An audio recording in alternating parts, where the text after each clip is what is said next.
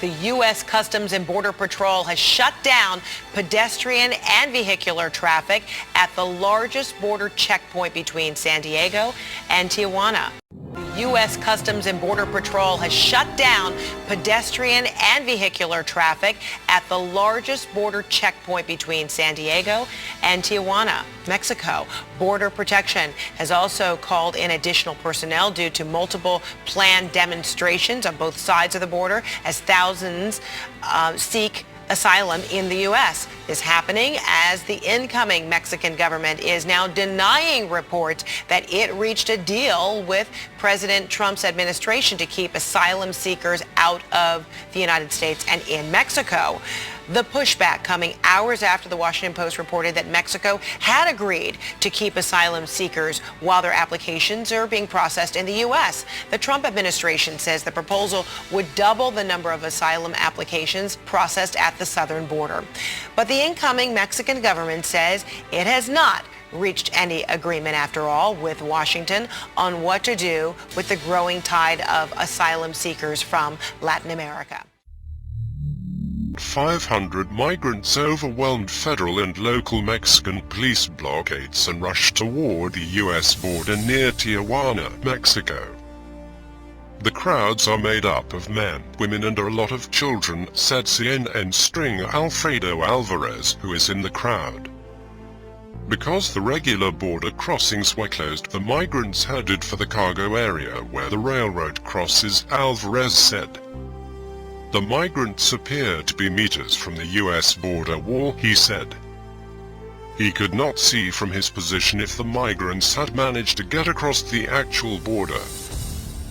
The agency said it has deployed extra personnel to the border crossing due to multiple planned demonstrations on both sides of the border. The additional personnel, which included CBP officers, U.S. Border Patrol agents, and Air and Marine agents, were recently deployed to the San Diego area from various areas around the country in preparation for the potential arrival of the caravan in Tijuana.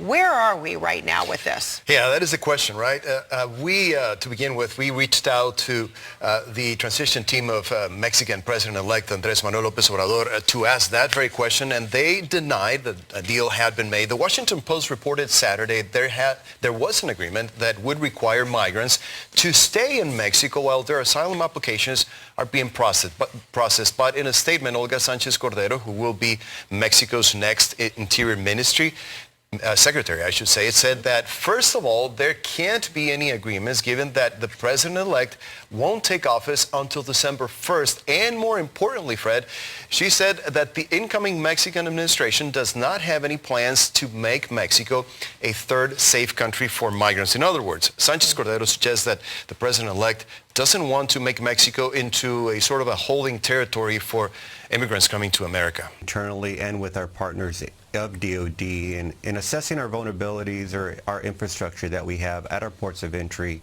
and in between the ports of entry. Continue to build obstacles, shore up fence lines, build obstacles at ports of entry or any gaps that we see potentially as a concern for us.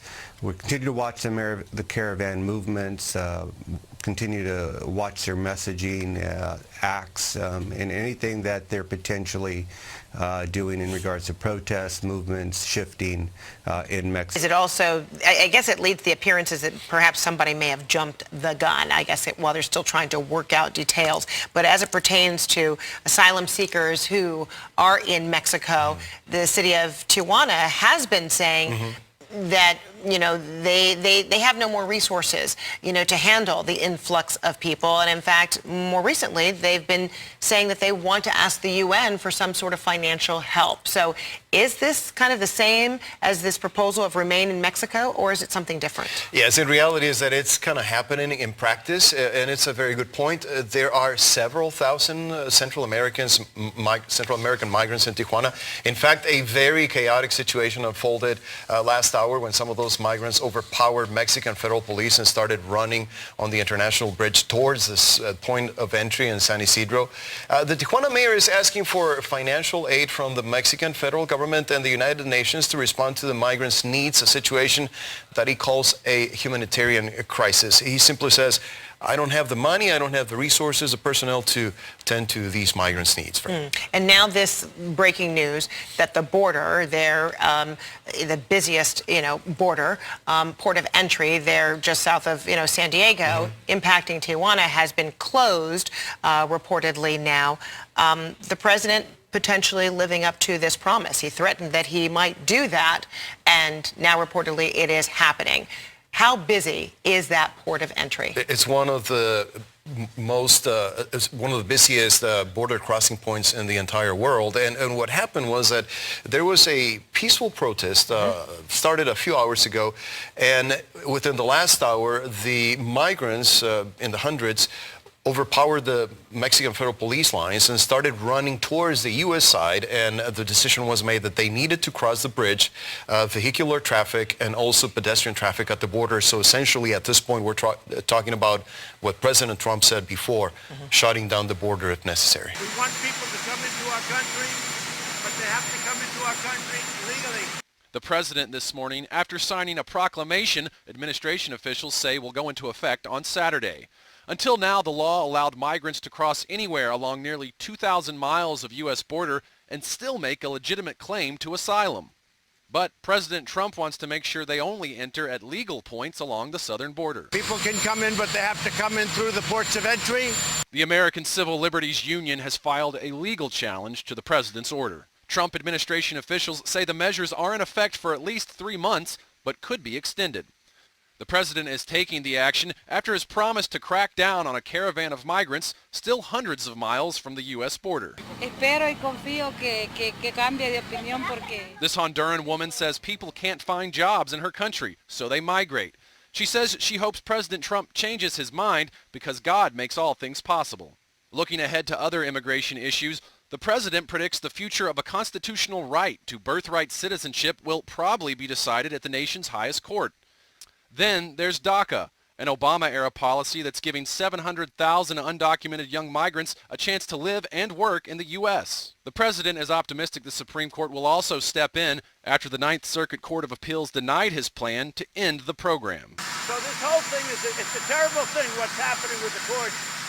The DACA will now hopefully go to the Supreme Court, where we'll be given a fair decision. Security issue. Yeah, I think it's a security issue. You just heard there how these protesters started rushing our border and overpowered the police in Mexico. The president's smart to do this. I think it's important to make sure that you have a secure border.